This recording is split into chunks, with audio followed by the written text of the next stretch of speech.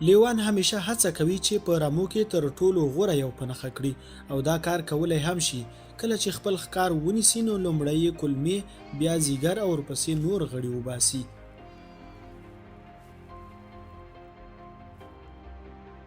د لیوه تر ټولو قوي وسله د هغه لکۍ ده چې نیم متر اوږدوالی لري. د ښکار د نیولو پر مهال خپله لکۍ له ښکاره تاووي. د لیوانو د ملا تیر مستقیم وي نو ځکه نشي کولی چې دایروي منډه ووهي او په لنډه زاویه کې تاو شي.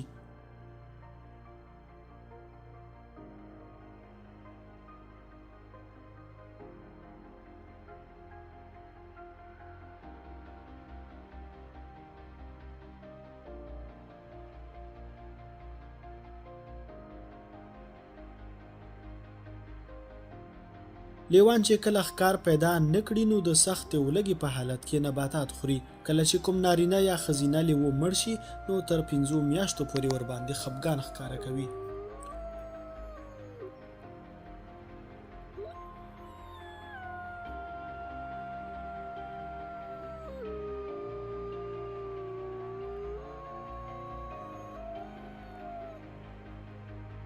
کله چې لیوان په حرکت کې وي نو په ډیر منظمه توګه د قطارونو په شکل حرکت کوي. په لومړي قطار کې د ډیر عمر لرونکي او ناروغ لیوان وي. دوهم قطار کې قوي او سخت لیوان وي چې د لومړي قطار د ساتنې مسؤلیت په غاړه لري او د دوی ترمنځ چې کوم قطار وي هغه د هر ډول برید څخه خوندي وي ځکه چې تر شا تر ټولو خطرناک او د قوي لیوانو قطار روان وي. د قطارونو په وروستۍ برخه کې وروستی لیوه د دې ډلې مشر وي چې له هر خطر او برید څخه د ټولې ډلې د ساتنې او خوندیتوب مسؤلیت لري.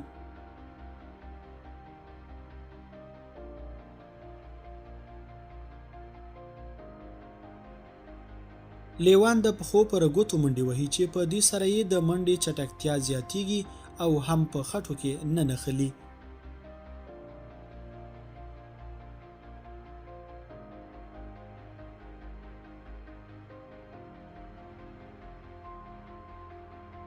لیوان یو له هغه حیواناتو څخه دی چې په قرآن کریم کې یې ذکر راغلی دی او د یوسف په مبارک صورت کې یاد شوي دي.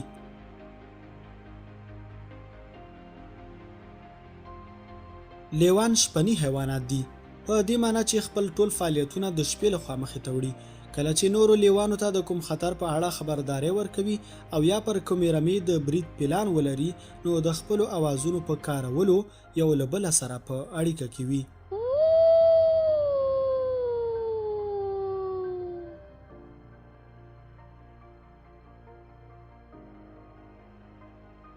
لیوان د پلان جوړولو ځانګړی مهارت لري. کله چې وغواړي پر کومې رمې برید وکړي نو لومړی د رمې د ساتونکو سپیانو توجه بلې خواته اړوي تر څو یې د برید عملیات اسانه شي. د ښکار هغه پاتې شونې برخې چې نه غواړي تیرې کړي د خاورو لاندې پټوي تر څو وروسته یې وخوري. لیوان په زیاتره حیواناتو د برید کولو توان لري، حتی وحشي اسونه هم تر برید لاندې نیولی شي.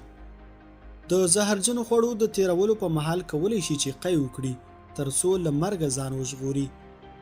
کله چې خواړه نه وي کولی شي له یوې اونۍ زیات پرته له خوراکه ژوند وکړي. لیوان د تمثیل ځانګړی مهارت لري. د کارغانو د ښکار کولو پر مهال هغوی ته ځان مړ اچوي. کله چې کارغان ورنږدې شي نو رانیسي یې او تیروي یې. د لیوانو په رمو کې یو سیستم او نظام شتون لري چې د ښځینه واک سیستم نومیږي.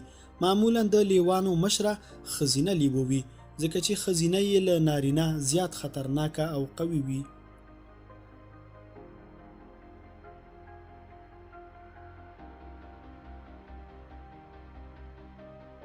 هغه لیوان چې ټیټه درجه لري د خپل مشر او یا درجه کې اوچت لیوانو په مخ کې یې لکۍ د خېټې لاندې نیولې وي او که کوم لیوه د دې کار مخالفت وکړي نو وژل کیږي. هغه لیوان چې متوسطه درجه کې وي د هغوی لکۍ نیمه اوچته وي. یوازې د لیوانو د رهبرانو او مشرانو لکۍ پورته ولاړه وي چې دا یې د کنټرول او واکدارۍ ثبوت او دلیل دی.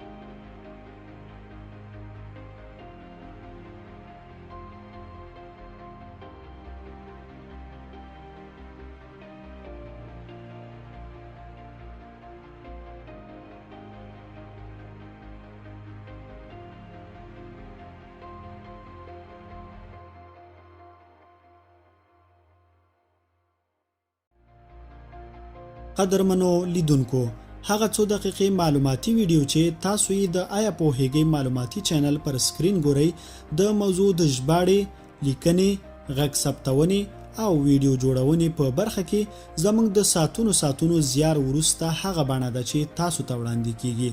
نو هیله ده چې د آیا پوهیږئ معلوماتي چینل در سره سبسکرایب کړئ ترڅو د نورو جالبو معلوماتو د ژباړلو حوصله مو لوړه شي او همدارنګه په انټرنیټ کې د پښتو ژبې د بډایه کولو په برخه کې مو یو څه ناچیزه خدمت کړی وي. نړۍ مننه.